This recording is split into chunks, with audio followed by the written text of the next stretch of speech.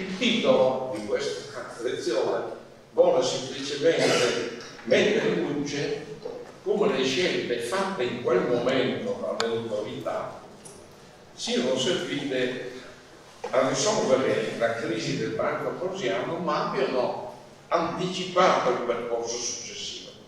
Sono state, io dico in un certo senso, il primo simbolico passo di un percorso che ha visto il sistema bancario italiano evolvere da una condizione che era ancora nell'82 di grande, di totale inefficienza, quasi di paralisi, alla condizione attuale che lo vede competitivo in Europa, come attestato dall'affermazione sul piano internazionale di alcuni dei maggiori gruppi bancari italiani. E proprio anche in questi giorni, oltre a Intesa San Paolo, che da tempo ha un ruolo importante in Europa, tutte le cronache finanziarie internazionali parlano di credito che ha mosso i passi nei confronti della Commerzbank. Bene, io dico questo, la prima cosa che voglio dire è questa, che se confrontiamo lo stato di salute delle banche italiane di oggi con quello di 50 anni, di 40 anni fa, la differenza risulta davvero impressionante. E io trovo, tra l'altro, lasciatemi dire, piuttosto singolare, che non si faccia che raramente questo percorso. Noi abbiamo tanta ragione, purtroppo, di vedere il pessimismo, la situazione del nostro paese. Questo invece, questo confronto permetterebbe di evidenziare un capitolo virtuoso di storia del nostro paese. E questo, tra l'altro, è un cammino che riguarda un settore che è di fondamentale importanza come quello del credito. Non si ricorda abbastanza, a mio avviso, lo stato di allora. La proprietà delle banche era in assoluta prevalenza in mano pubblica, con correlata attribuzione al potere politico delle nomine e con interferenza dello stesso nelle decisioni gestionali. Poche e tutte marginali erano le banche private. Il maggior gruppo privato era proprio quello facente capo al Banco Popolare.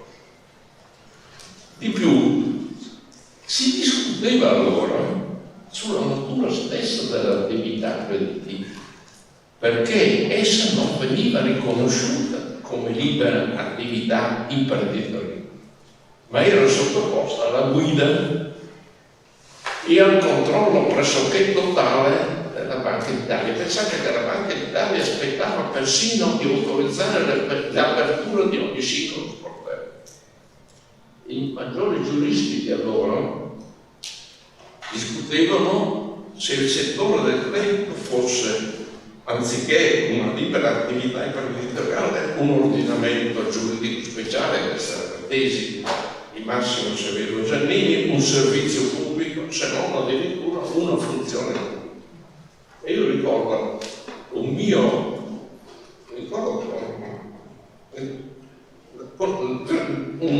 con l'attenzione che accolse, fu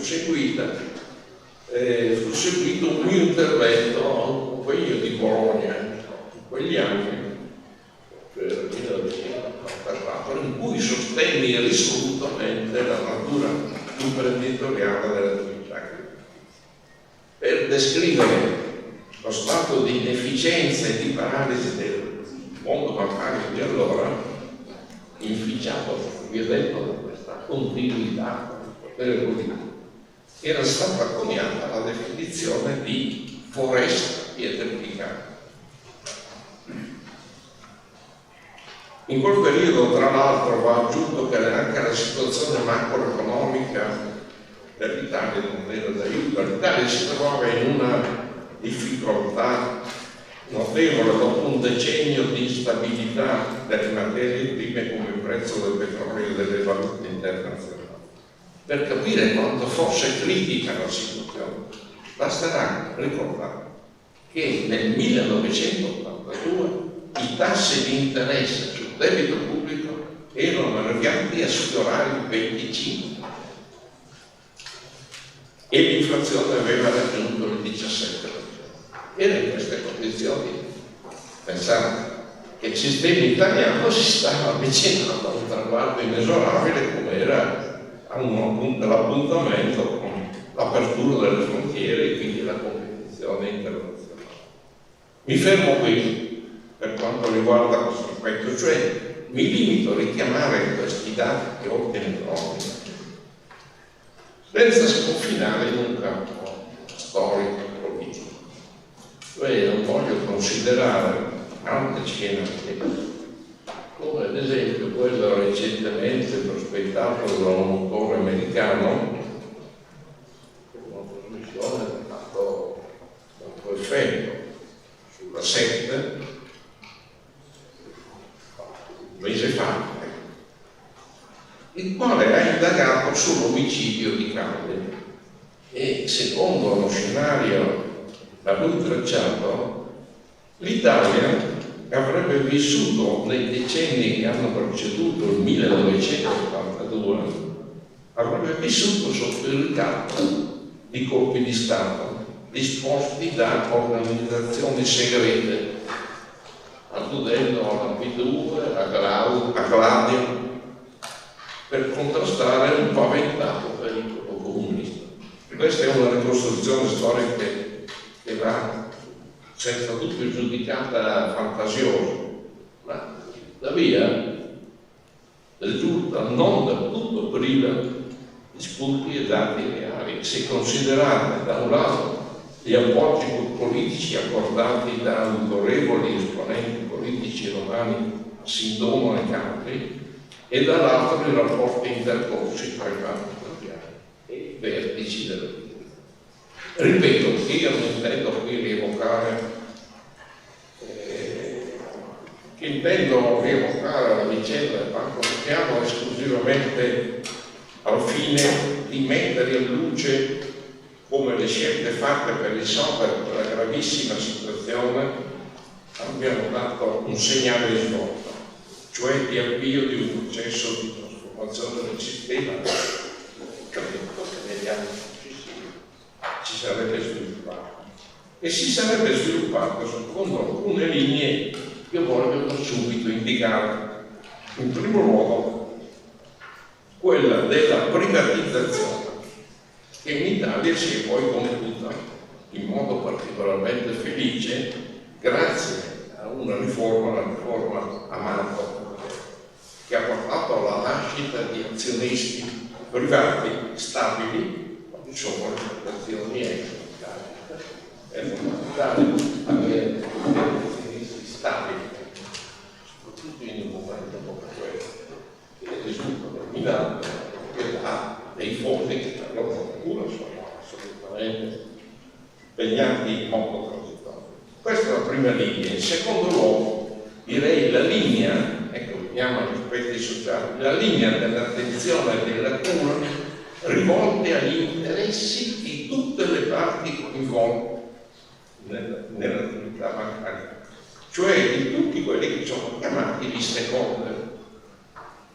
Le decisioni prese in tal senso nel caso Borgiano sono state il primo atto di quella di apertura di visione e di sensibilità verso il sociale che oggi contraddistingue le banche italiane nel mondo. Oltre ad anticipare queste linee di trasformazione del sistema, la soluzione della crisi del Banco Ambrosiano ha comportato anche il ripristino di valori che sono giudiziari, di grande importanza, essenziali per una corretta gestione del credito, come la trasparenza e la legalità. Il merito di questa svolta è da ascrivere alla lungimiranza e, aggiungo, attenzione, al coraggio di due grandi figure che hanno operato in quegli anni sulla scena pubblica, finanziaria e politica del nostro paese, Carlo Azeglio Ciampi e Beniamino Ferrari. Ciampi, quale governatore della Banca d'Italia, in quel momento prima di un leader che era passato ad essere addirittura stato prima del Consiglio ministro Andreatta in quella veste era il ministro del tesoro, e sono essi che hanno inviato e guidato la soluzione del Banco Italiano. Non solo, ma anche successivamente hanno operato per aumentare il tasso di innovazione del sistema bancario, per cioè prepararlo alla concorrenza internazionale. Andreatta diede un contributo decisivo in tal senso, ideando le finalità sociali delle fondazioni, che la riforma Matta aveva lasciato senza scopo. Ciampi, quale ministro del tesoro del governo Prodi, che sostenne l'adesione dell'Italia all'Unione. Qui da quando era diventato governatore della Banca d'Italia, nel 1979, una delle maggiori preoccupazioni di Ciampi aveva riguardato il Banco Ambrosiano, perché non risultava chiara assolutamente alla vigilanza né l'area di consolidamento del banco né la struttura proprietaria dello stesso. L'ultima ispezione compiuta dalla Banca d'Italia aveva portato alla luce anomalie gestionali e di corporate governance molto gravi, e queste nel frattempo non erano state sanate. Pensate che persino alla base delle dimissioni di Paolo Baffi, precedente governatore che ha preceduto Ciampi, e dell'arresto di Mario Ciancinelli, si trovavano vicende leganti al Banco. Perché questo? Perché gli strumenti di allora, con gli strumenti di allora non era possibile diradare a fitta nebbia in cui il Banco Ambrosiano era un uomo. Perché la crisi finanziaria del banco discendeva dalle corcicciate estere che si trovavano nelle Bahamas, nel Lussemburgo, nel Liechtenstein, nel Nicaragua, e su quelle la Banca d'Italia non aveva potere di aiutare. Il mercato, a canto suo, riteneva che queste società terze fossero connesse con lo IOM. Lo IOM era la banca del Vaticano, in quel momento era presieduta dal vescovo canadese Paul Marcinkus, e appariva verosimile che fosse il Banco Ambrosiano, che fosse il Vaticano a ritenere il controllo di una banca come il Banco Ambrosiano. Invece la situazione era completamente diversa. Si trattava di società costituite e finanziate dallo stesso Banco Ambrosiano, le quali avevano acquistato pacchetti azionari della banca stessa. Si era cioè in presenza di un autocontrollo occulto. L'azionista di controllo del Banco Ambrosiano era il Banco Ambrosiano stesso.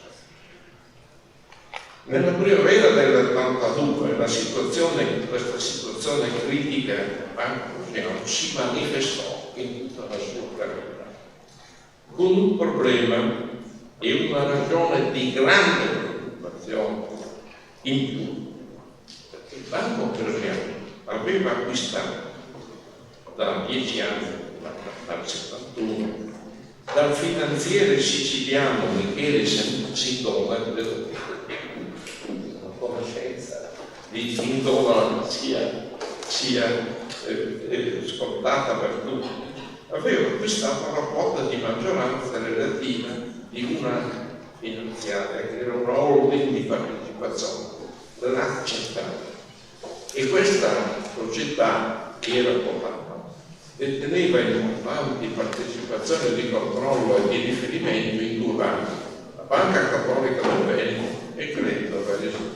In più in una società assicurativa, che era la Toro Assicurazione, e infine, ma soprattutto, nella Rizzoli, che era la società, era ed è tuttora la società editrice del Corriere della Sera. Tra l'altro questa società era posseduta dalla Centrale in violazione della normativa allora vigente, che vietava l'assunzione da parte da finanziarie di partecipazioni nel mondo dell'editoria. La Rezzola, casa editrice di importanza nazionale, era gestita sotto l'influenza e i ricatti della P2. Aveva 10.000 dipendenti di alta qualificazione professionale, a parte giornalisti, e versava in uno stato prefallimentare.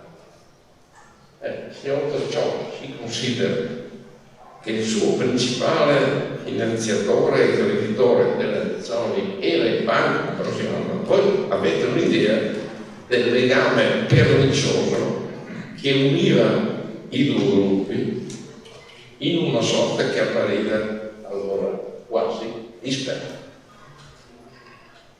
Il 17 giugno dell'82 Roberto Calvi, presidente del Banco Ambrosiano, che era scomparso da alcuni giorni, fu trovato impiccato sotto un ponte del Tamigi a Monza.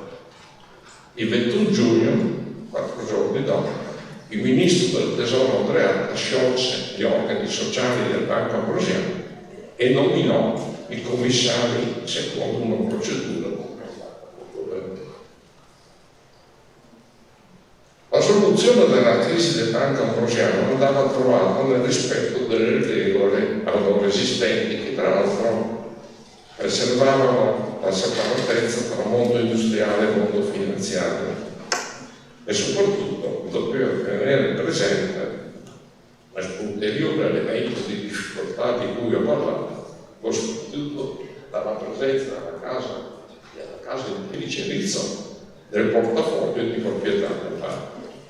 Come salvaguardare i creditori, come limitare i danni per gli azionisti, come mantenere il livello di occupazione, come consentire il proseguimento dei rapporti di credito nell'ambito di un intervento di sistema che evitasse la perdita del valore di avviamento delle aziende bancali e che assicurasse altresì la totale indipendenza del Corriere della Sera dagli appetiti della politica. Il governatore della Banca d'Italia e il ministro del Tesoro ricevettero dai commissari liquidatori del comitato di sorveglianza, appena ricordata che è stato nominato, un'indicazione perentoria, e cioè che fosse necessaria una ricapitalizzazione di circa 1.000 miliardi di lire di allora. Guardate che era questa cifra corrispondeva allo 0,7% del prodotto interno lordo. Si delineò quindi l'esigenza impellente di trovare istituti bancari disposti a intervenire. Andreatta e Ciampi sondarono in primo luogo senza successo la disponibilità di due delle maggiori banche del paese, la Banca Commerciale Italiana e il Credito Italiano, ma senza successo. Riuscirono alla fine a coinvolgere in un progetto di salvataggio 7 istituti bancari, di cui 3 pubblici e 4 privati. Le 3 banche private e le 3 banche pubbliche erano la Banca Nazionale del Lavoro, l'Istituto Mondiale Italiano e l'Istituto San Paolo di Torino, ognuno con la stessa quota del 16% e il 16,2%, cioè un terzo del 50%. Mentre i 4 istituti di area privata erano la Banca Popolare di Milano con una quota del 20%, il Banco San Paolo di Brescia, il Credito Italiano e il Credito Romano, ognuno con una quota del 50%, quindi per un totale del 50%, che fronteggiava il 50% pubblico. Come risultò successivamente in corso d'opera, alcune delle banche pubbliche e di quelle private si erano però convinte a intervenire perché perseguivano ciascuna un proprio obiettivo, e tra l'altro obiettivi tra loro configgenti. Erano poi quello dell'acquisto delle banche possedute dal Banco Ambrosiano tramite la Centrale. Alla guida del nuovo Banco Ambrosiano io fui chiamato in qualità di presidente della Banca San Paolo di Brescia, accettai, dopo aver superato una fortissima esitazione. A fare il mio nome fu Piero Schlesing, presidente della Banca Popolare di Milano, che era stato il primo indicatore, 20% proprietà, che aveva declinato la propria designazione proprio per non assumere una duplice presidente. È chiaro che se avessero potuto, Ciampi e Andreatta avrebbero creato un gruppo di intervento composto solo da banche private. Ciò non risultò possibile per le dimensioni dell'impegno richiesto. Fu già molto difficile, come io stesso posso testimoniare, ed operai per l'intervento della Banca San Paolo di Brescia, molto difficile trovare gli istituti privati, quei 4 istituti occorrenti per comporre un gruppo pariteti privati e pubblici. E a tutela della più debole componente privata, Ciampi impose che nell'accordo consortile fosse fissato un principio di 50-50, che avrebbe potuto essere superato, secondo corde, solo con l'autorizzazione della Banca d'Italia, con l'accordo della Banca d'Italia. È veramente sorprendente e incredibile che questo superamento avvenne 3 anni dopo a favore del componente privato. Fu quando le Popolari Venete, nella primavera del 1985, presero il posto del San Paolo di Torino. A ricordare questa circostanza permette di affermare, io non credo che questo paia con evidenza, che la soluzione della crisi del Banco Ambrosiano ha rappresentato come sostengo il primo atto di difesa del privato che si è verificato bancario italiano. Il processo di privatizzazione poi si è sviluppato negli anni seguenti e ha avuto principalmente 2 tappe: la legge Amato, da cui nacquero nel 1990 le fondazioni, e la cessione delle 3 BIN nel 1993. Sentiti i commissari straordinari, Andreatta e Ciampi, sempre pieno, giudicavano che la situazione del Banco Ambrosiano richiedeva inevitabilmente la dichiarazione di fallimento. Tecnicamente allora il fallimento si chiamava liquidazione coatto amministrativa. Concordarono allora un progetto che contemplava la liquidazione del Banco Ambrosiano e l'acquisto da parte di una nuova società istituita dalle 7 banche intervenute delle poste attive e attive collocate in Italia, cioè aziende italiane, con l'esclusione di quella straniera che facevano capo alla Banco Ambrosiano Holding del Lussemburgo. Ma prima di esaminare termini essenziali l'operazione progettata, io vorrei qui sottolineare, mettere in luce i rischi e i registi dell'operazione Ciampi e Andreatta si assunse proprio nel momento di un dibattito nazionale che coinvolgeva tutta l'opinione pubblica e che non riusciva a identificare risposte unitarie neanche all'interno del più importante partito di governo.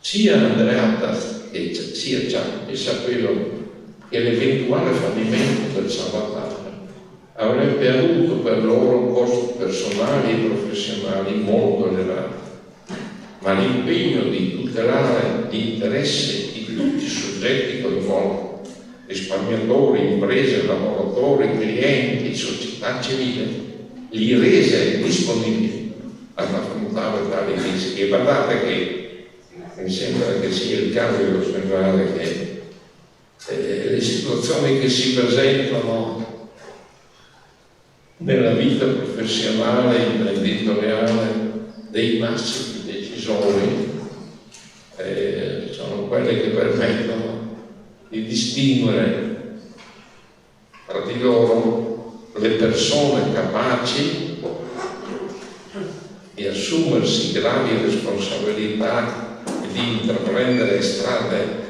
rischiose da quelle che non ne sono capaci.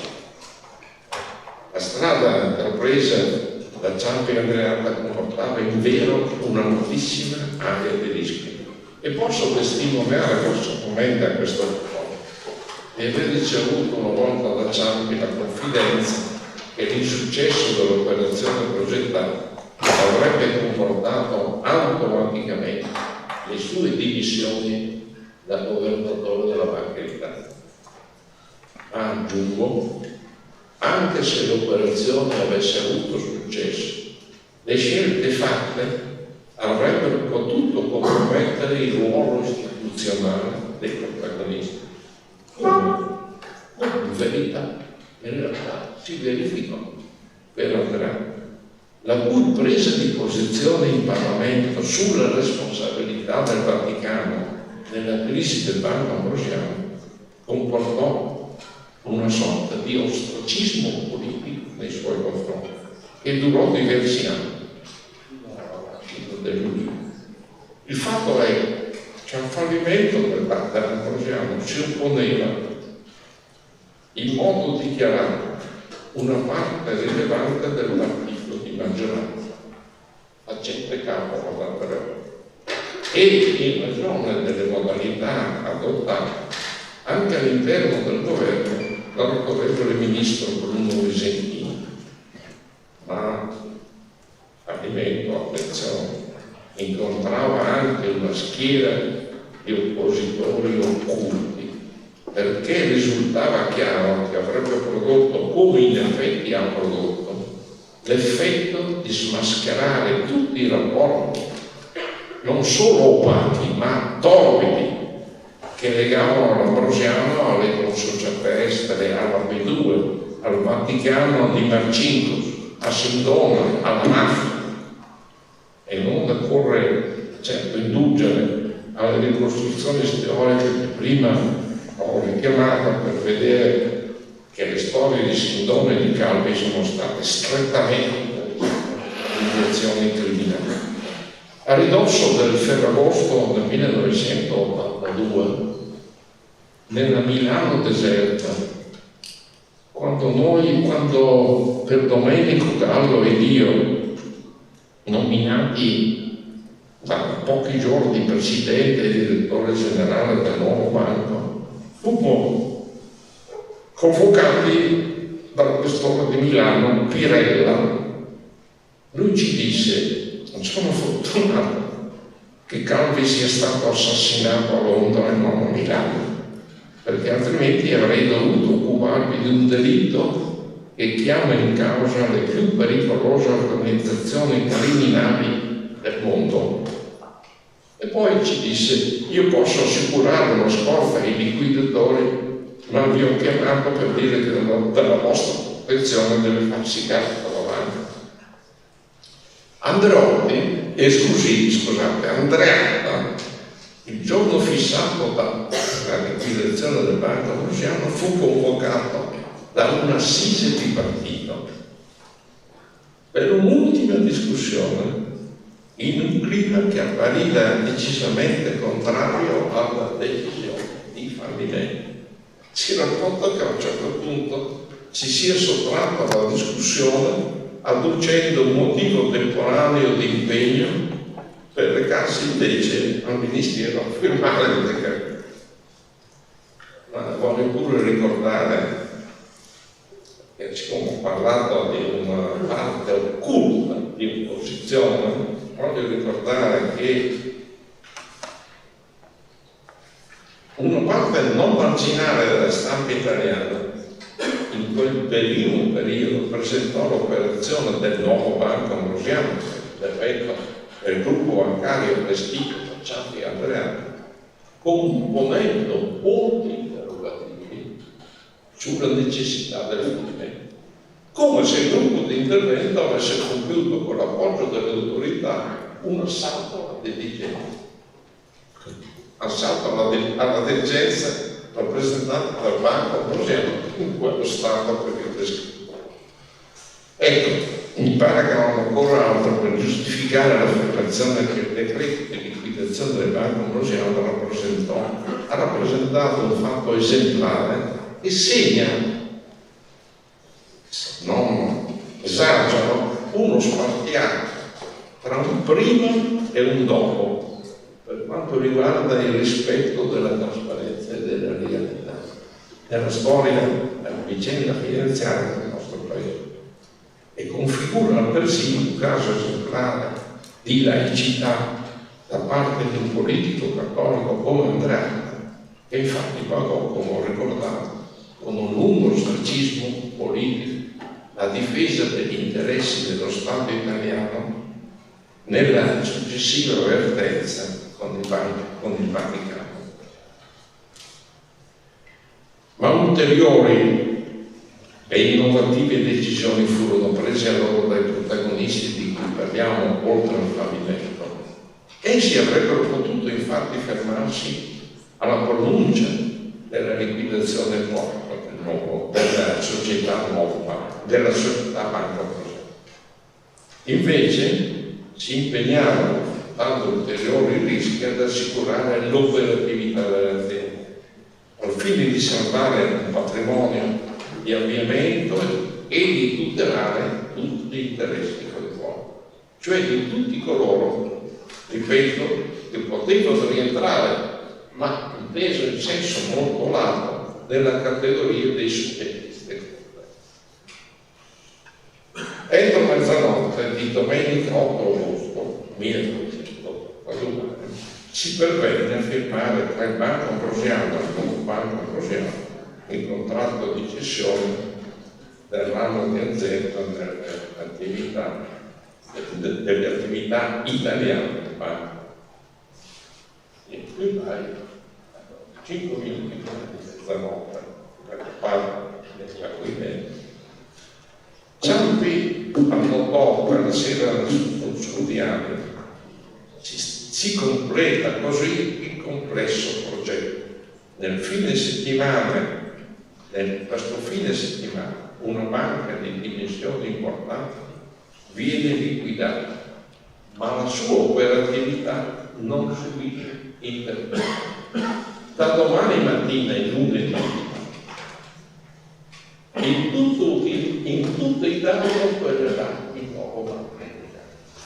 E aggiunge: certo, sarebbe stato più semplice limitarsi ad accettare la proposta di liquidazione dei commissari e fare cessare l'operatività dell'azienda, ma in tal modo sarebbe stato disperso un patrimonio di avviamento con gravi ripercussioni sul personale e sulla clientela. Inoltre, il pagamento da parte della banca subentrante alla liquidazione di 350 stabilito un costo per l'avviamento pagato dal nuovo Banco Ambrosiano a titolo di avviamento di 350 miliardi, e questo riduce l'onere per la collettività. Si evitarono dunque ripercussioni anche sul personale, tra l'altro molto qualificato, fu definito in quel tempo un asset ma immateriale di grande valore. Non ci furono epurazioni perché il personale era anch'esso per tutto estraneo, dirigenti compresi, alla gestione malavitosa del Banco Ambrosiano. Ferruccio, a dimostrazione di questo, due massimi dirigenti furono Ferruccio Codeluppi e Giorgio Spaghetti, furono valorizzati nella loro gestione.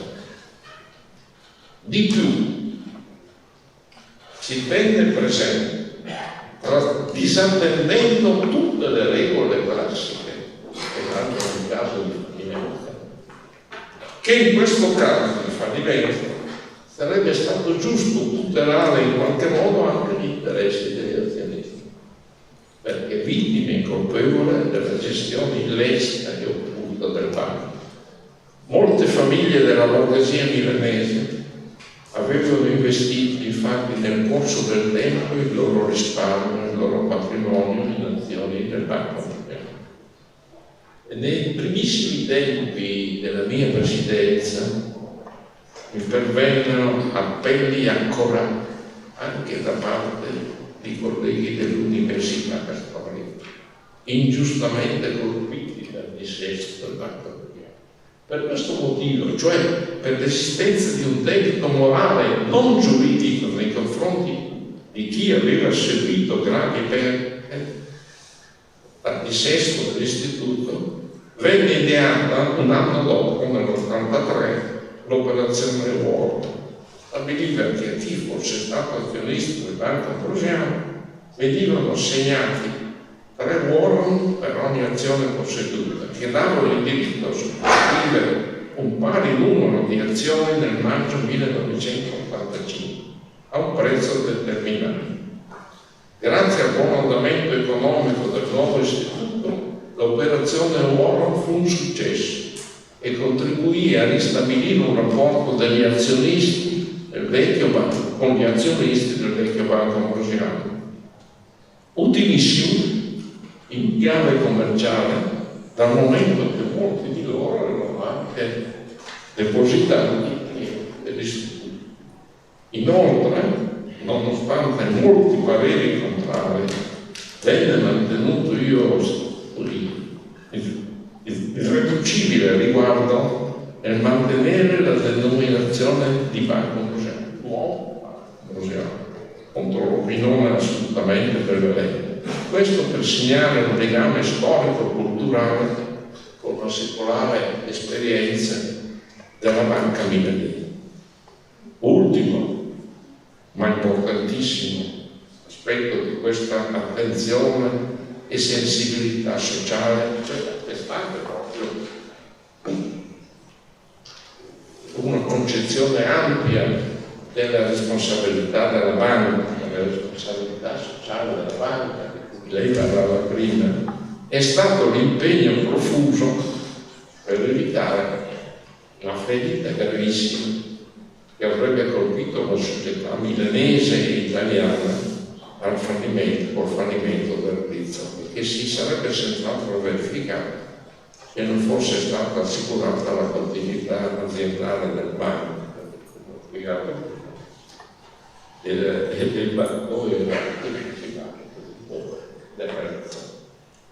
invece, sia pure anche in questo caso attraverso vicende romanzesche, la Rizzoli, e grazie alla determinazione del nome del nuovo Banco Ambrosiano, non riusciva a salvare. Concludo e avvio la conclusione dicendo: pare evidente che un'interpretazione del ruolo del banchiere, come quella qui descritto, va ben oltre le aride metriche dei numeri, degli asset tangibili, per ricomprendere invece anche le motivazioni delle persone, le storie delle istituzioni, la natura e la qualità delle. Un'attenzione e responsabilità sociale così innovativa che risultò decisiva per risolvere l'intricata eredità del Banco Ambrosiano è quella che ha poi contraddistinto la banca che è originale, che oggi risulta però sempre più condivisa da tutte le banche italiane. Ho giunto alla conclusione. Ci sarebbero molti altri punti da considerare che rendono esemplari e meritevoli di studio le decisioni prese nel 1982 per risolvere la crisi del banco. Per queste, qui mi accennare, la decisione che oggi non sarebbe più possibile di separare la sorta del Banco Ambrosiano, che rispose di tutti i debiti al 100%, da quella della holding lussemburghese che fu i liquidatori. Decisione che per la verità espose noi gestori del nuovo Banco Ambrosiano a una iniziale ostilità, una freddezza incredibile quando incontravamo gli operatori esteri, ma che si giustificò con la considerazione che i grandi creditori internazionali vennero giudicati capaci di valutare i rischi che avevano assunto. Fin dai primi giorni di luglio Ciampi aveva provato a sondare quale sarebbe stata la reazione del mercato a una soluzione di questo genere, cioè una soluzione che prevedeva una ripartizione diversa fra le attività nazionali e quelle estere del banco. Nonostante si trattasse di uno dei più grandi dissesti creditizi in Europa, in un primo tempo i mercati erano rimasti tranquilli, ma il governatore della Banca d'Inghilterra manifestò a Ciampi le sue preoccupazioni circa la possibile reazione delle banche alla distinzione tra impegni dell'Ambrosiano di Milano e gli impegni delle consociate. Ma Ciampi non ne tenne conto. Anche su questo punto fu categorico. Nel suo diario aveva scritto: riunisco il direttorio, tutti concordano nella distinzione tra impegni ambrosiani e impegni sociali. Quindi deciso di affidare l'azienda creditizia in Italia al consorzio di salvataggio e le partecipazioni delle società estere alla liquidazione. Risultò invece motivo di contrasto all'interno dello stesso governo favorire la decisione di non attribuire la centrale ai creditori, ma al nuovo Banco Ambrosiano, con correlata valorizzazione, come ho riferito, di un prezzo di 350 miliardi lire a titolo di avviamento. Mi fermo qui perché l'esame della gestione del nuovo Banco Ambrosiano esula dall'intento di questo mio excursus storico finalizzato, come ho ripetutamente detto, a evidenziare le scelte fatte allora che hanno anticipato, se non inaugurato, una svolta storica del sistema. È certo che questa svolta è stata favorita dal fatto che tutti gli obiettivi allora perseguiti sono stati conseguiti al termine di un lungo e faticoso percorso, perché il nuovo Banco Ambrosiano è diventato l'attuale odierna esito. Ma questa è la storia del nuovo Banco Ambrosiano che è già stata scritta. Qui si è voluto invece richiamare e mettere in risalto il ruolo svolto in quella drammatica estate 1982, un ruolo che ha percorso il rinnovamento del sistema bancario nazionale da due eminenti figure della nostra Repubblica, il ministro del Tesoro Andrea e il governatore della Banca. Ciao. Vi ringrazio per la pazienza.